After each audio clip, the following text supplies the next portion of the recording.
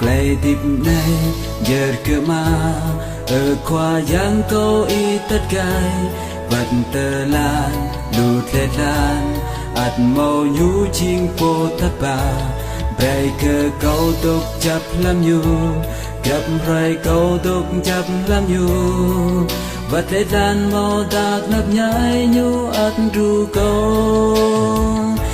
ăn đào xin mô khoa giang bin vẫn tơ để đàn ăn khoa giang bin nhu chi vô cầu nắng nhu biết tan câu thu câu bre câu tốt chắc câu sang mũi xa clay mũi đình đi clay khắp khoa giang pro làm tini ở khoa giang thu câu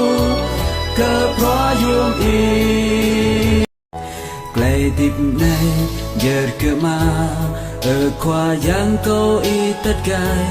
vật tờ lan lụt lệ lan ạt màu nhú chinh po thấp bà